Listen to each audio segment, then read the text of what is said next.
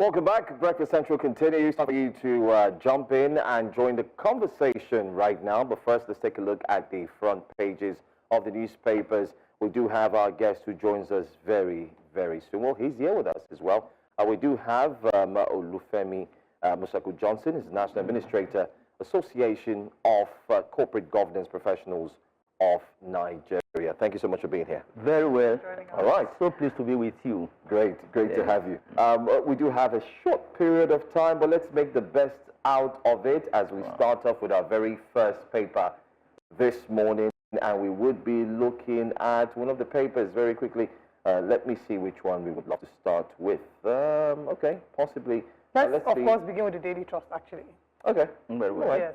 Front page of the Daily Trust newspaper, the big story there, of course. PDP, ADC, SDP take on Tinubu opposition. Comment.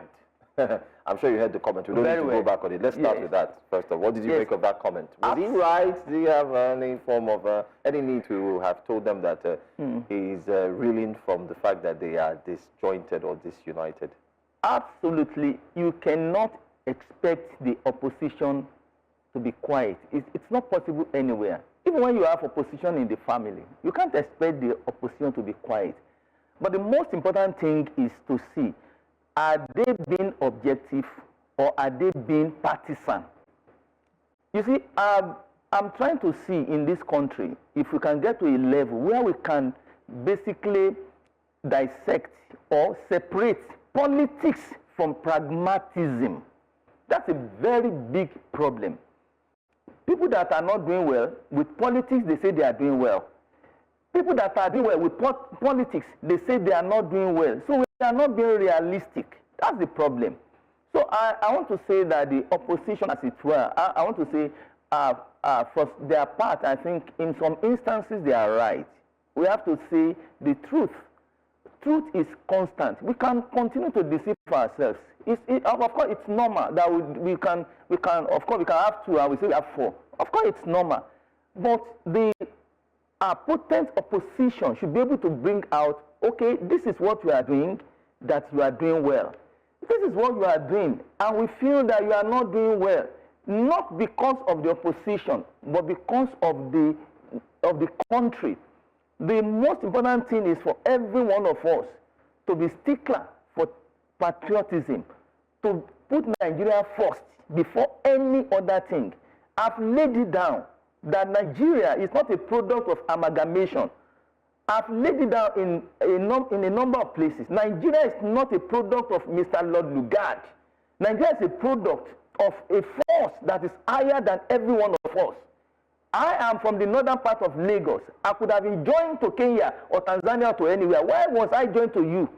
It means that nobody has anything to say about where is joined. We are joined together for a purpose.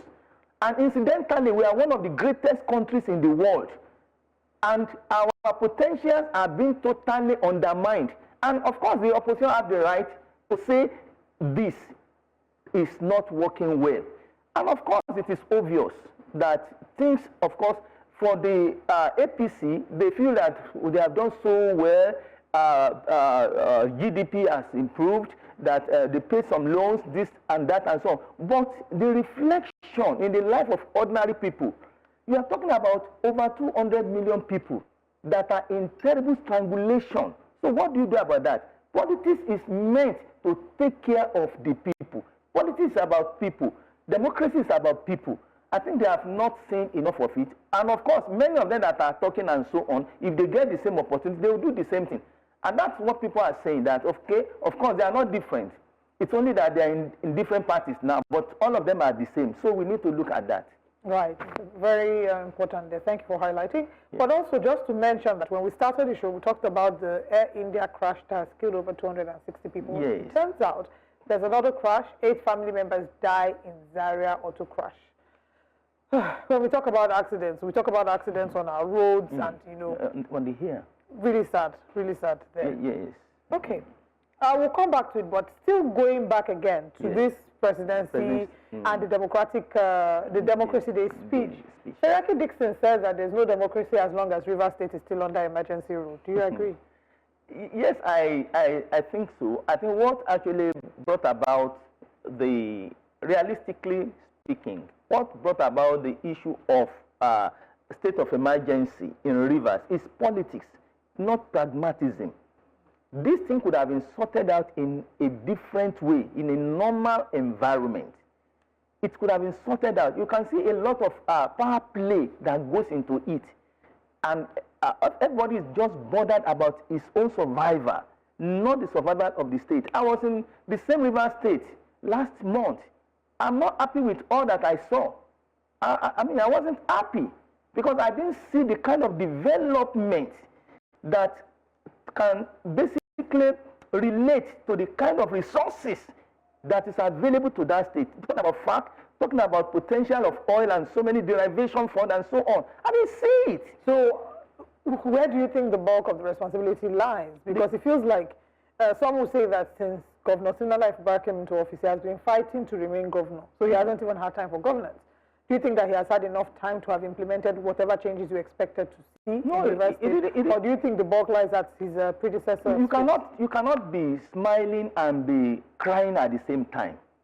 You cannot have that terrible political imbroglio in your hand, and you feel that you can do anything that is developmental.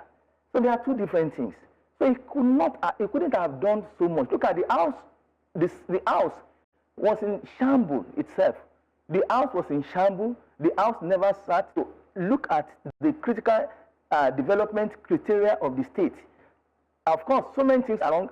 I still see children selling hawking 11 p.m. Children are still hawking pure water and all kinds of things. Things are so terribly bad. Look, the whole place is in shambles. What I saw there last month. And I'm saying this to say that there is the need for the president of Nigeria and perhaps the Senate and the House to come together to bring final resolution to it. It is terribly undemocratic in a democratic environment to have installation of a sole administrator. It is not right anywhere. So every political problem has political solution, and that could have been done, especially when we are patriotic, when we are looking at the state, not ourselves. So everybody is bothered about himself. That's the problem. Everybody is looking at where this thing goes, political things that are very, very sweet to their mouth and so on. Nobody bothers about this. Everybody is trying to hold himself, to say, okay, I am the one in charge. The other people are saying I'm the one in charge. The FCT minister also has his own retinue of power that he wields at every point, even when it's not even in Rivers State. So we have to look at some of these things. These are the issues. And I mean, I think I want to say that within the space of this month, it should be looked at. The Executive Council, the Presidency, and the Senate, and so they should look at it and install the governor. It is not done. It is an aberration. It is an aberration to have a situation like that in a country that we are boasting about democracy for 26 years. It is not good for us at all. It is not good. Okay. Let's also look at the same paper before we switch to the next one and see what we also have on the front pages there. Survivor narrates moment before crash. They killed 241, I want to believe. It's actually even more than that because we're not factoring those in the hostel that were killed. Another paper records it. Yeah, this is for the flight. 260.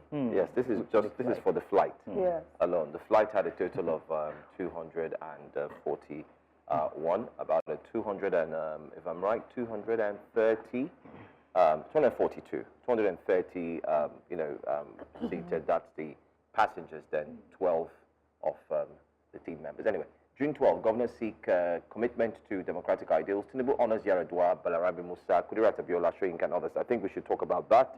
I think to look at the list as well, he was able to confer posthumous national honors on the likes of Shehu Musa Yaradua, GCFR, Professor Humphrey Nwosu, coincidentally, CON. Recall that it was a debate at the Assembly where a member of the Assembly, sitting senator, had said, he should be immortalized. And this led to back and forth. Why? And then people went up and dug the pictures or videos of the late INEC boss, or DG, if we want to call him that way, where he said, they said he had the powers to have turned Nigeria's democracy around if only he decided to neglect and vehemently decide to disobey the law or directive that was given to him by Abacha's administration or regime, in quotes, because of the army, and then go ahead and announce the results. But then again, what do you think about the conferment? So far, so good. About yes, I think for one thing, and it cannot be emphasized too emphatically, you don't give national award on political basis. You give national award on pragmatism basis. This cannot be emphasized too far. Now, we see so many people that were given the award, they worth it. Of course, posthumous Saruriwa, we had Shehu Musayadua, we have a number of them that, of course, Shoyinka got the highest and so on and so forth.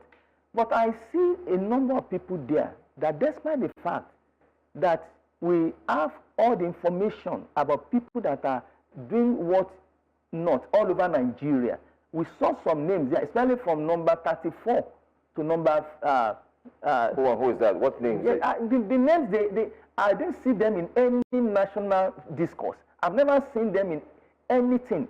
And of course, we see that those kinds of names there, from number 34 to number 43 or thereabouts. I saw the names and said, where are these people? Where are these? What have they really done?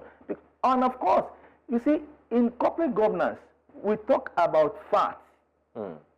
FAT, F-A-R-T, fairness.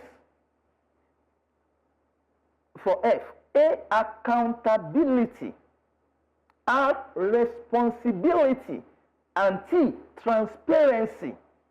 What is the criteria? Everybody should have it in their hands. I'm laying it down as a corporate governance expert in this country that the criteria should be open to everybody. When you talk about yes, fairness, accountability, responsibility, and transparency. Okay. Otherwise, there's no democracy. Let's talk about one of the number one persons here, which is number 3, I would believe, Senator Godswill Akpabio, who has been in the news in the most recent times. We've seen some people push back at the fact that he was conferred a national honor, especially because the Red Chamber has had some negative spotlight in the past few months, particularly with regards to the involvement of or the allegations by Senator Natasha Akpoti-Uduaghan. Do you think that that was a very deserving conferment? I want to say that Mr. Akpabio, 10 of Mr. Akpabio's we have national honors, because we are not talking about pragmatism here. We are talking about politics. So you think they were politically given or conferred upon?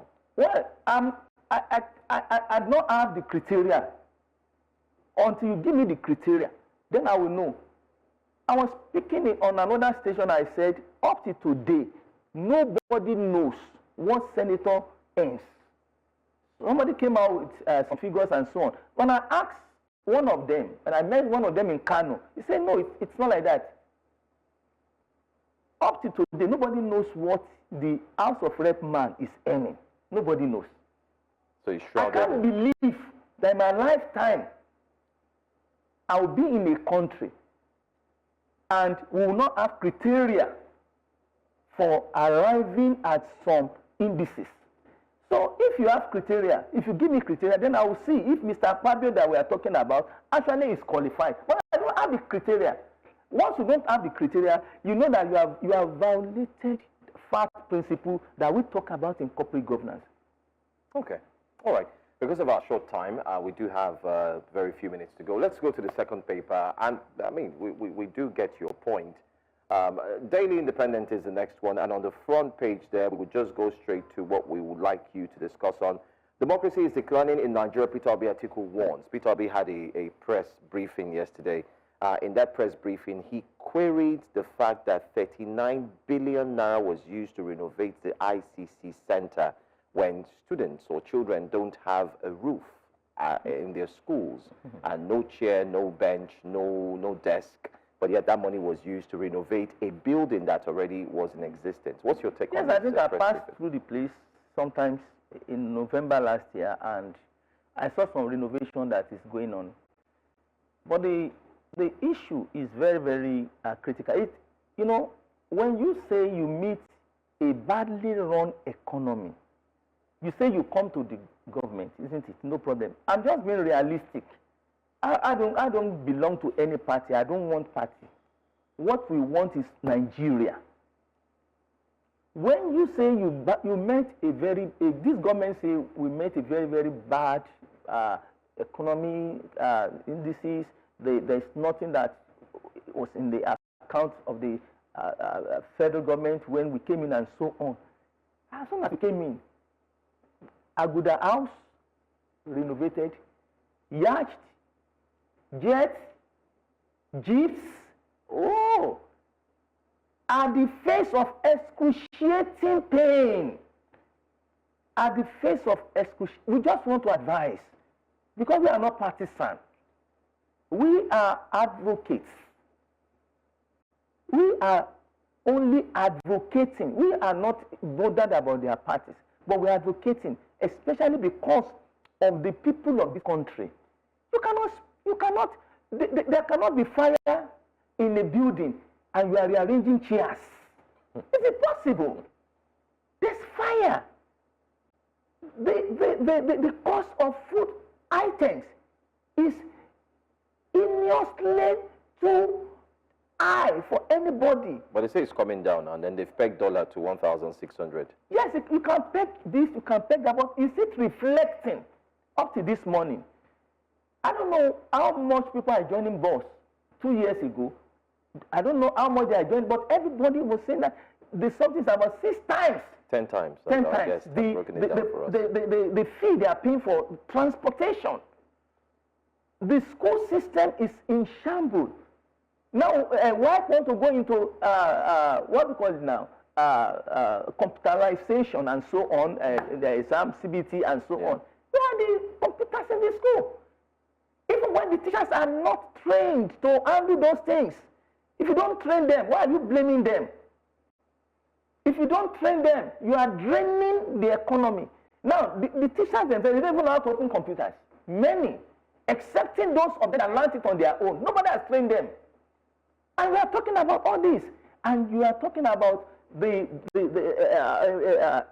event center, or National Event Center, of course, 39 billion. The whole place was built for 240 billion. Now you just want to renovate, and you spend that at the face. You see, you cannot be crying and be laughing at the same time. They don't go together. Great conversation. Mr. Olufemi Mosaku-Johnson, it's been a great time having you analyze the stories with us. Thank you for joining us this morning. Thank you so much. Thank you. It's my pleasure. It's a pleasure to have you. Yes, the most important thing is our country. And whatever may be the case, our country will be great. Amen. Thank you very much.